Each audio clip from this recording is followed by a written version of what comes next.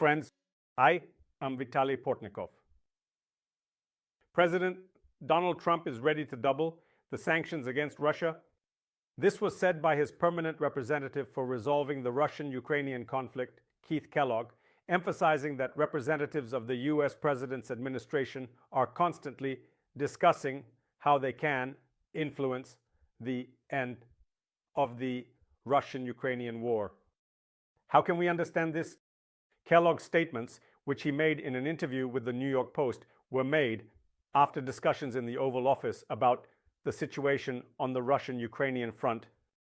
President Trump consulted with all his already approved staff, including the Vice President of the United States and the heads of the relevant ministries and departments, and it was during this meeting at the White House that they concluded they are capable of tightening sanctions against the Russian Federation. Keith Kellogg emphasizes that the current level of sanctions is a 3 out of 10. Therefore, in the administration's view, there are still many tools available to influence Putin, according to the retired general. He also talks about the possibility of tightening sanctions against Russia's energy sector. First of all, those that were imposed by the administration of Joseph Biden in the last weeks of the previous U.S. president's time in the White House. Keith Kellogg believes that the level of sanctions that was introduced by the Biden administration to further pressure Russia is insufficient.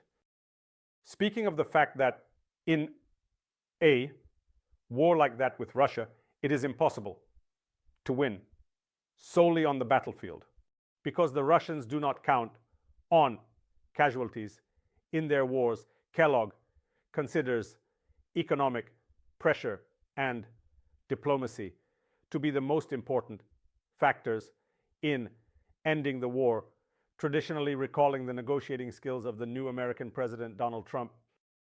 But discussions about sanctions rather indicate that Trump's negotiating abilities in his relationship with Putin, at least for today, are not leading to any realistic outcomes.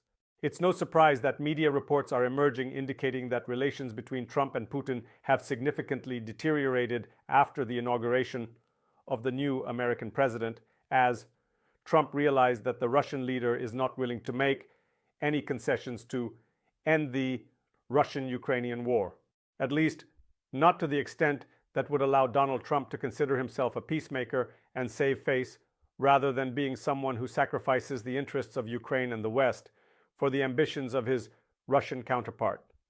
Well, in this situation, Trump, which is quite traditional for him, starts thinking about tools like pressure. Of course, pressure on the energy sector of the Russian Federation is an effective and serious tool. It's worth reminding that the United States has not yet fully utilized all its options for such pressure.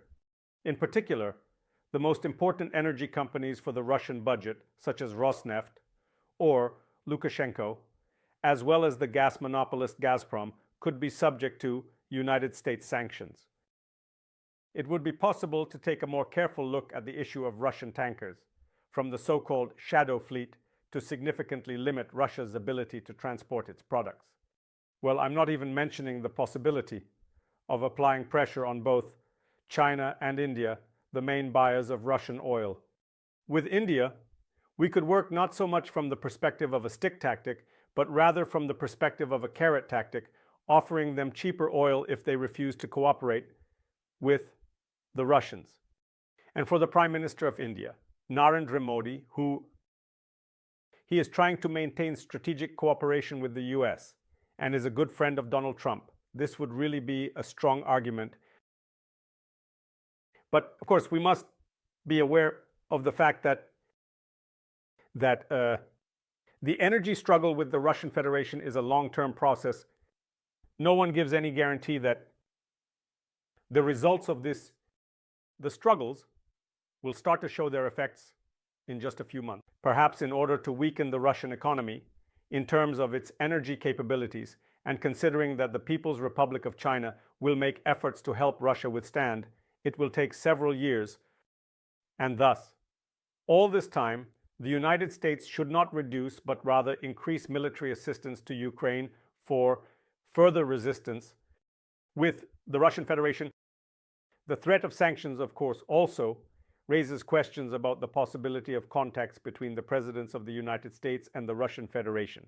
Will Putin be ready to meet or even talk to Donald Trump if the new American president speaks to him in threats? This, by the way, is quite a good test. This, by the way, is quite a good test. If even the language of threats from Donald Trump and new, even more serious ones, will American sanctions stop Putin from meeting with the US president? This may mean that the situation for the Russian president is much worse than he lets on. And Putin himself is well aware that the time for continuing the war of attrition with Ukraine is limited.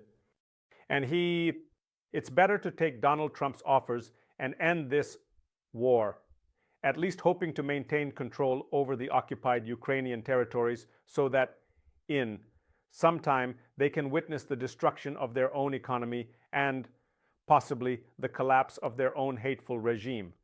This is clearly not the option that Putin would agree to, who hopes to die in office as the president of the Russian Federation, and to hand over power to a person who will continue his chauvinistic, aggressive course in the coming decades.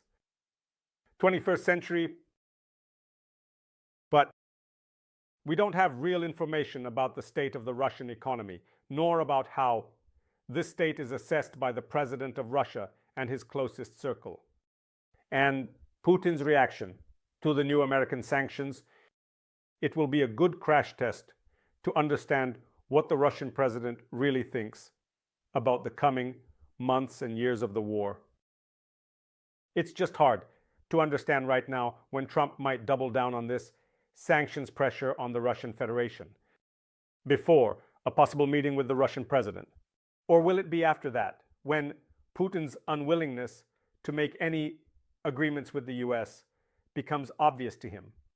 Thank you, friends. Stay on this channel, subscribe to it, follow me on my social media, on my Patreon, buy me a coffee, donately channels which help develop these resources. Use the sponsorship feature right on YouTube. Victory and peace to you. Good luck.